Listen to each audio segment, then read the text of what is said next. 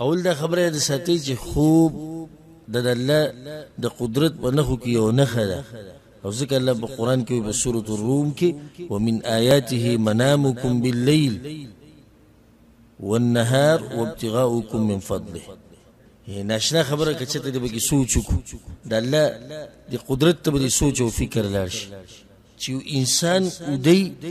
ټول بدني ودی او زړه کار کوي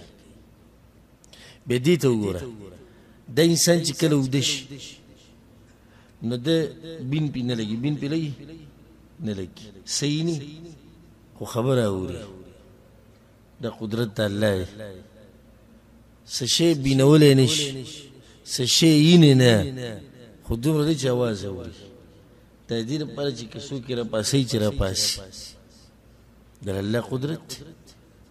بیا ګوره کله کله د انسان پر خوب کې راشي یو جټکه وې را پاسې سم وېریږي نو ډاکټران وایي چې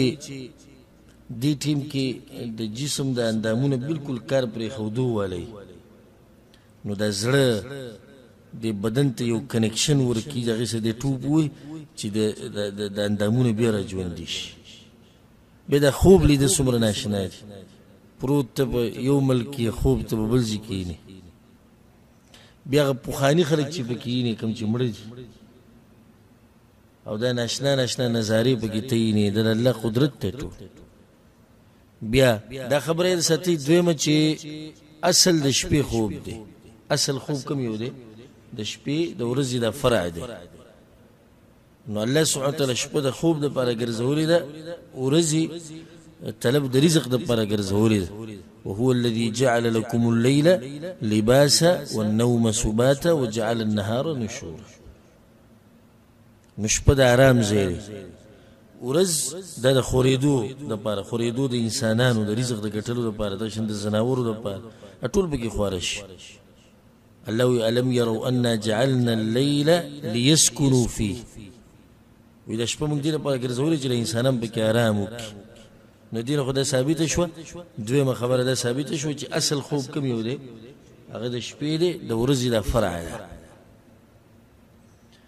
بیا دې مسلې له راځو ضرور چې تاسو کې چې څومره ګنټې خوب به انسان کې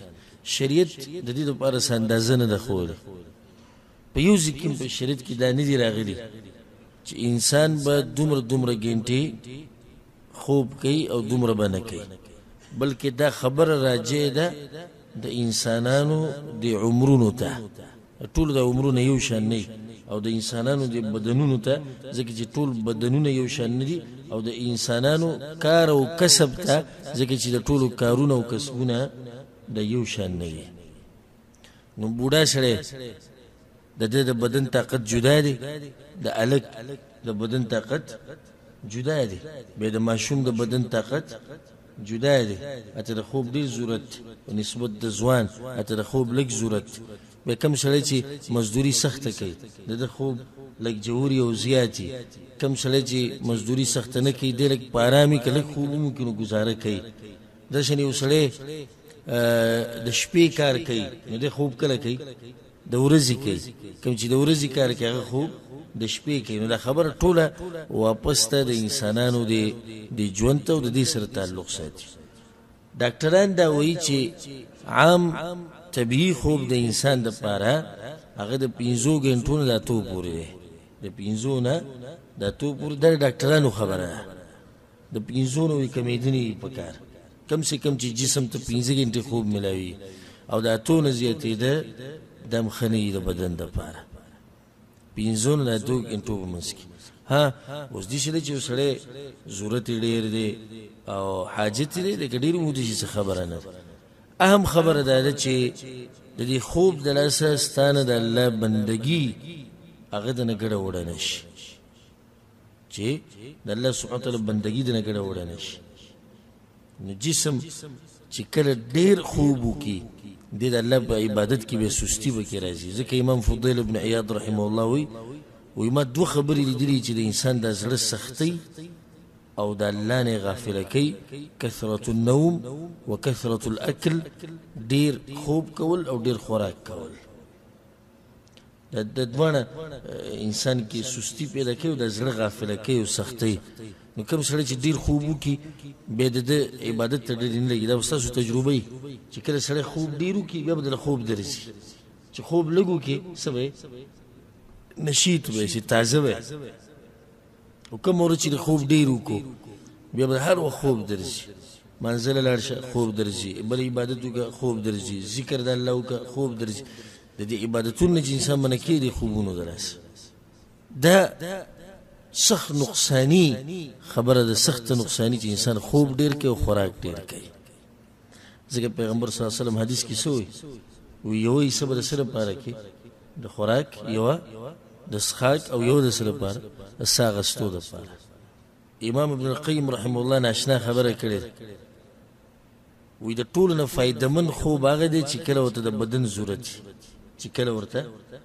د بدن ضرورت د ټولو نه فایدمن خوب دی. او په زور ځان له خوب راوسته د جسم له فایده نه ورکوي. بل یو قانون یاد ساتئ، ګوره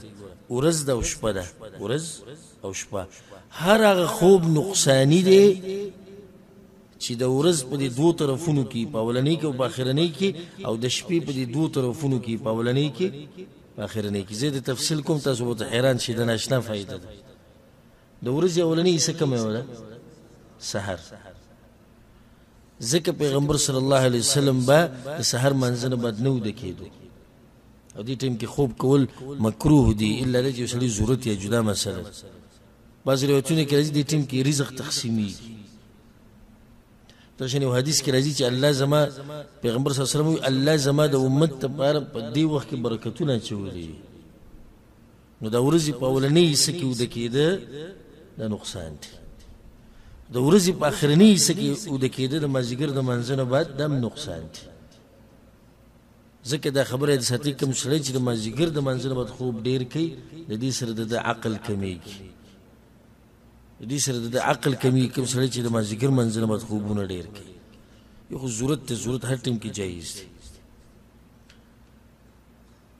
نو دا ګوره یو طرف سحر دی بل طرف مازیګر دی، په دوانو کې خوب نقصانی دی. مزیدار خوب په منځ کې دی، د غرمې خوب دی، دا فایدمن خوب دی. اوس راځو شپې له شپې اولنۍ څه کومه ماښام منځنه بعد، شپې اخرنۍ څه سحر منځنه مخکې.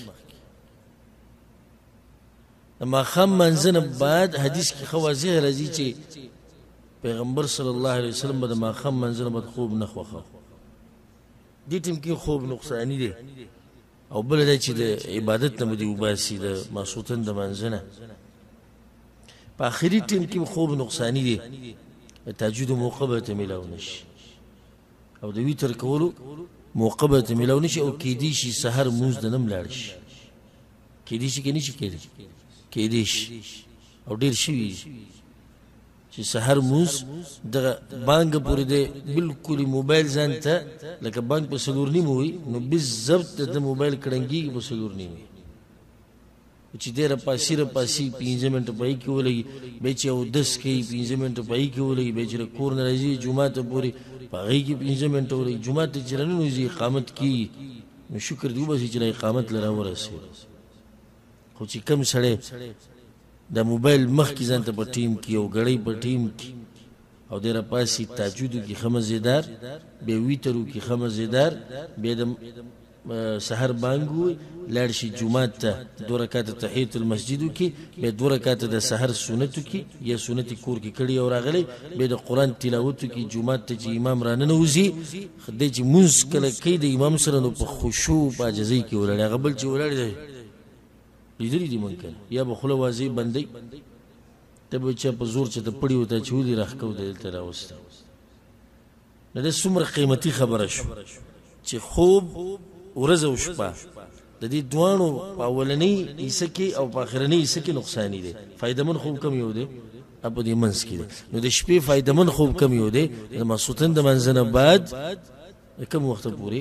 د دې پېشمنی دی ټیمو پورې دا خوب دی. حاصل دا شو چې شریعت د خوب اندازه نه د خولي والله اعلم.